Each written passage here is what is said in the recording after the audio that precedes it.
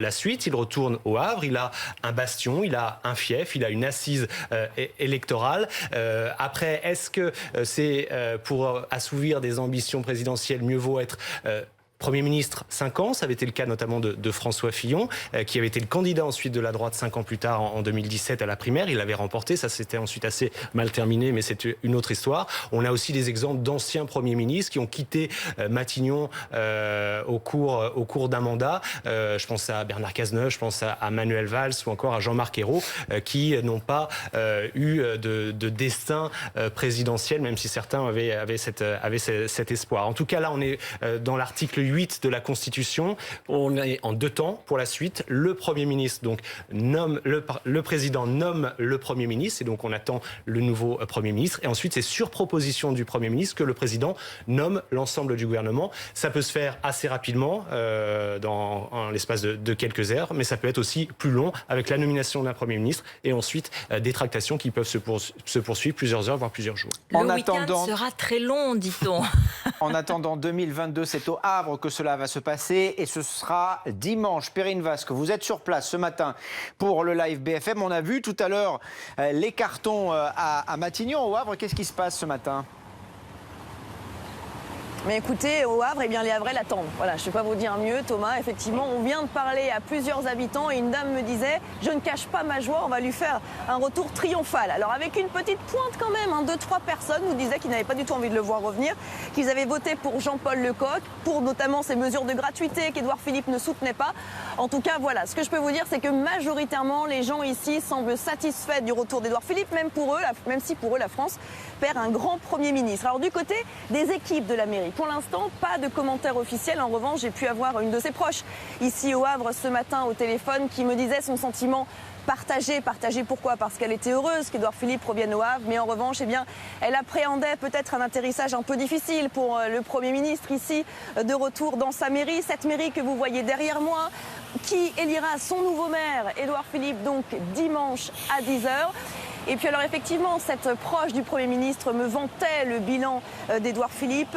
3 années, vous le disiez d'ailleurs en plateau, 3 années particulièrement difficiles où les crises se sont multipliées. Et pour autant, me disait-elle, eh bien regardez, aucun Premier ministre n'est parti aussi populaire. Une popularité, là encore, vous l'avez rappelé, qui s'est bien confirmée dimanche dans les urnes ici avec près de 59% des voix pour le Premier ministre, même si la campagne n'a pas été de tout repos, notamment pour le premier tour, souvenez-vous, où on était en plein cœur de la réforme des retraites. Il faut savoir qu'ici au Havre, eh bien, la tradition de gauche est particulièrement ancrée.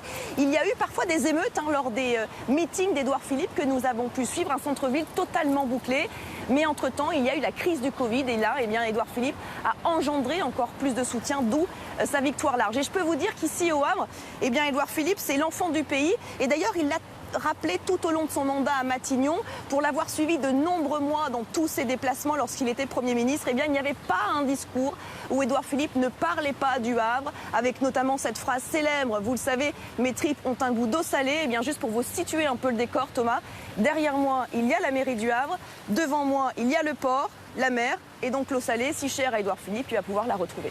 Merci Perrine Vasque. Mesdames, 30 secondes, puisqu'Édouard Philippe va quitter Matignon, pour nous dire ce que vous pensez de son bilan ces 3 dernières années. Mathilde Panot. Emmanuel Macron, comme Édouard Philippe, sont comptables de la politique qui a été menée, qui est rejetée par beaucoup des Français sur la question de la suppression de l'impôt de solidarité sur la fortune, sur la question de la demande de référendum d'initiative citoyenne et de démocratie. Donc les deux sont comptables de ça et je crois que le départ d'Édouard Philippe ne réglera pas le problème démocratique que nous avons devant nous et notamment celui de l'insurrection civile, de l'abstention. Olga Givernet. Il a été reconnu à ce duo une notoriété. Aujourd'hui, elle est avérée. La gestion de la crise a pu montrer aussi notre capacité à prendre en charge des difficultés. Et le départ d'Édouard Philippe aujourd'hui se fait avec respect et confiance avec le président de la République. Il l'a dit encore une fois au travers de son interview. Et donc aussi, on peut aussi respecter cette volonté s'il n'est pas reconduit dans le nouveau gouvernement, parce qu'il y a peut-être toujours une incertitude et qu'il part même maire du Havre, c'est aussi la responsabilité de ne pas cumuler et de vouloir aussi peut-être se ressourcer dans son territoire.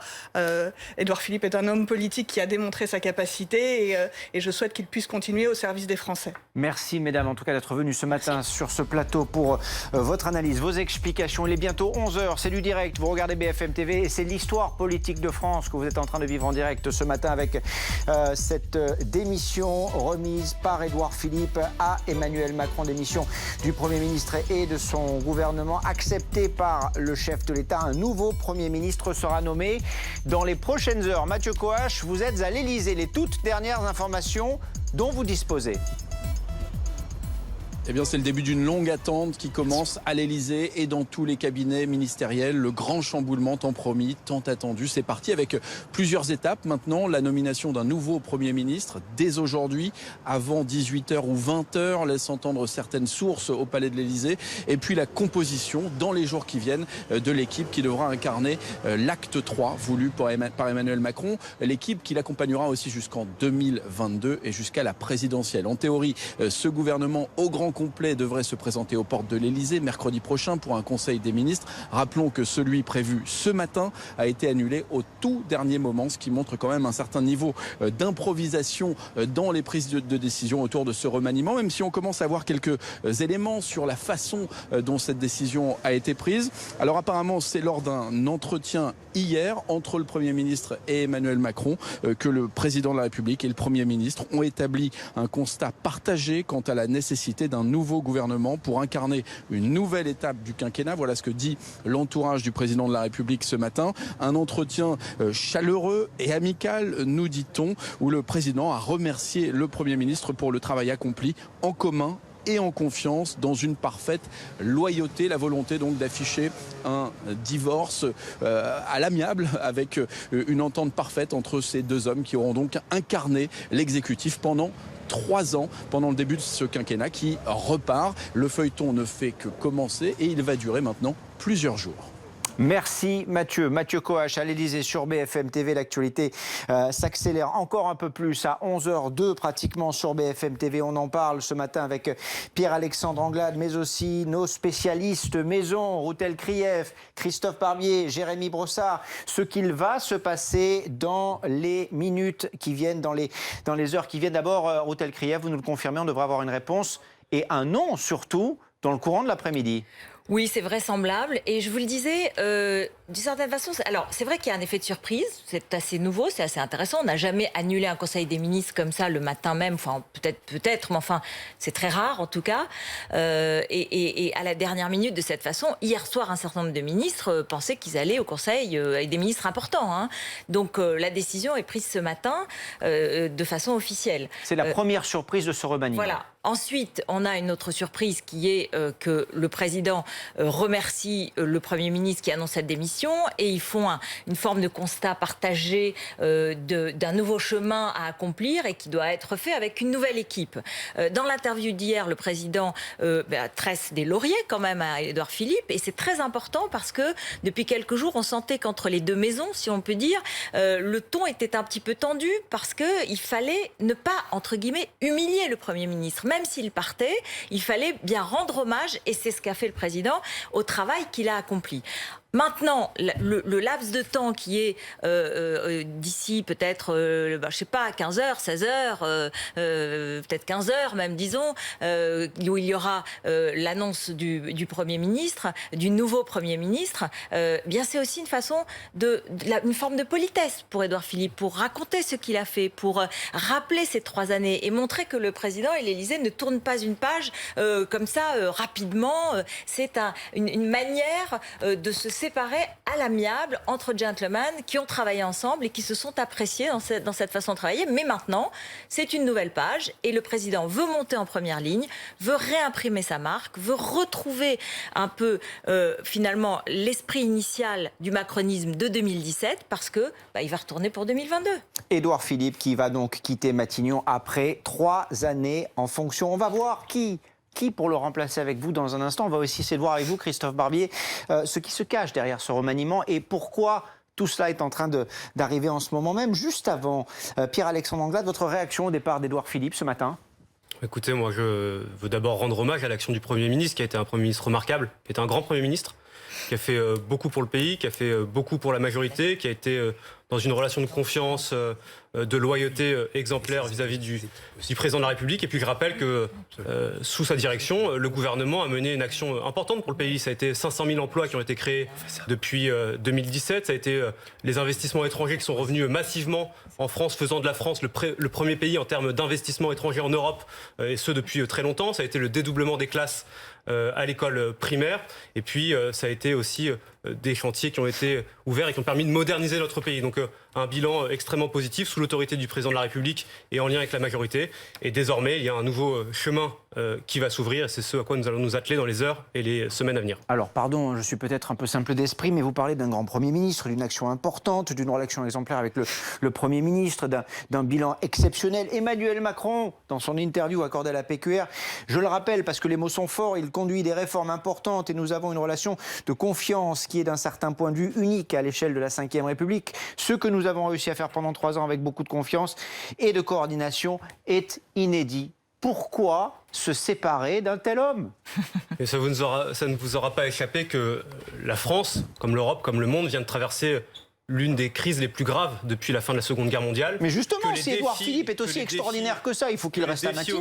Les défis auxquels le pays est confronté sont sans précédent, et donc il va falloir mener une action résolue, peut-être réorienter notre action autour d'une action économique et sociale et environnementale plus affirmée. On l'a vu dimanche dernier, ce qui s'est exprimé pendant les élections municipales, c'est une aspiration de la société française à un tournant écologique beaucoup plus prononcé. Et donc cela, c'est ce qui va guider l'action du nouveau gouvernement, du nouveau Premier ministre et de la majorité dans les semaines et les mois à venir. Et puis, vous savez, on est au fond à un peu plus de la moitié du quinquennat. Ce gouvernement a beaucoup travaillé dans un contexte parfois difficile, et donc il y a un besoin de renouvellement des équipes qui est bien naturel. Christophe Barbier, ce changement d'équipe, ce changement de Premier ministre, c'est un ripollinage, c'est un changement de cap, ou c'est un ripollinage et en même temps un changement de cap?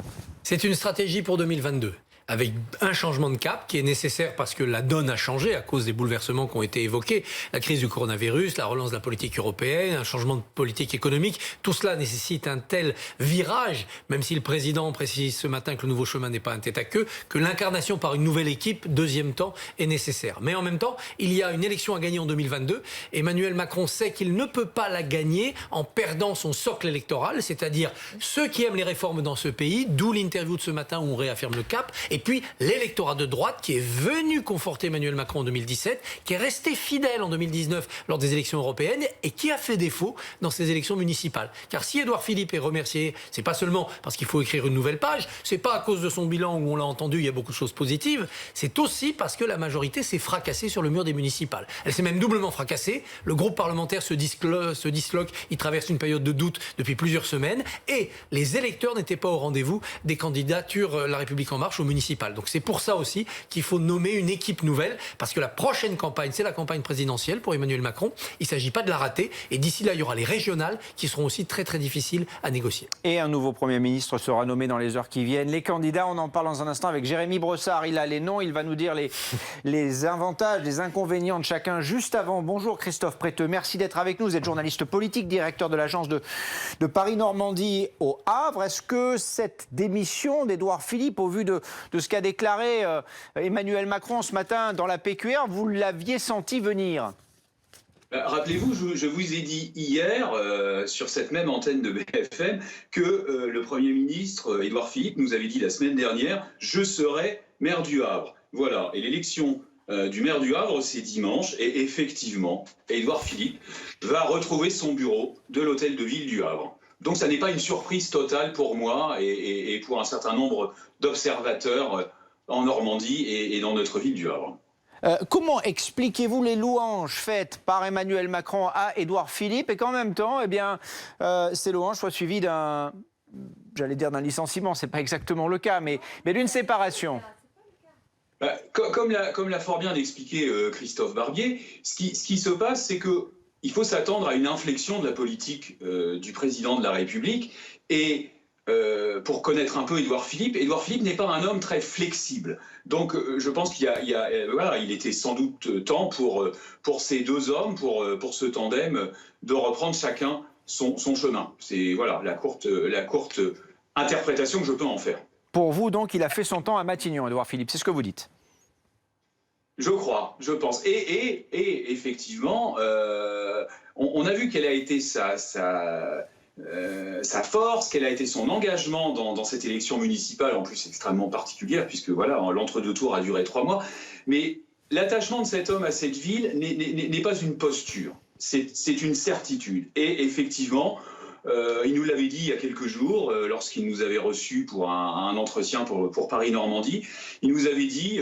voilà, mon destin, c'est d'abord Le Havre. Voilà. Ce que je retiens dans ce que vous dites, c'est le mot d'abord. C'est d'abord Le Havre. Est-ce que ça veut dire, et je vous pose la question évidemment parce qu'Édouard Philippe quitte Matignon avec une rare popularité, est-ce que ça veut dire que après Le Havre, il y a aussi une vie politique peut-être nationale à nouveau pour Édouard Philippe? Est-ce qu'il pourrait être un candidat pour l'élection présidentielle de 2022? C'est tout à fait possible. Vous savez que cette idée en a taraudé d'autres. Il y a quelques précédents dans la Ve République sur ce même thème. Est-ce que vous avez le sentiment que Le Havre peut être une plateforme donc, pour Édouard Philippe pour une éventuelle candidature? Et est-ce que vous avez le sentiment qu'il s'y prépare déjà? Très sincèrement, ce qui le caractérise aujourd'hui, vous savez, c'est un homme qui ne fait pas facilement ses confidences, vous êtes un certain nombre à le connaître, il distille les infos, mais alors avec une rare économie. Et là, ce qu'il va nous dire, ce qu'il va dire à tous les journalistes, ce qu'il va dire à tous les observateurs, c'est « je reviens au Havre, je m'occupe du Havre, je m'occupe des affaires des Havraises et des Havrais ». Et on ne lui tirera pas un mot sur sa stratégie de 2022 ou même de 2021. Il n'empêche qu'il doit faire un peu plus que d'y penser, je crois. Christophe Préteux, une dernière petite question concernant Édouard Philippe. Vous lui avez parlé il y a quelques jours. Quel bilan fait-il, lui, de ces 3 années à Matignon? Est-ce qu'on le sait?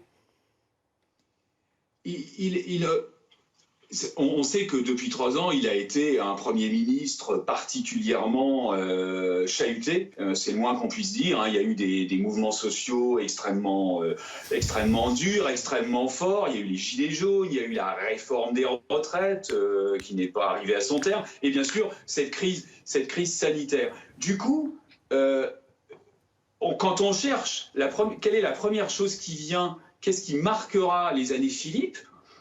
Est-ce que ce sont les 80 km/h? Est-ce que, vous voyez, moi, modestement, je me dis qu'on n'a pas quelque chose qui vient immédiatement.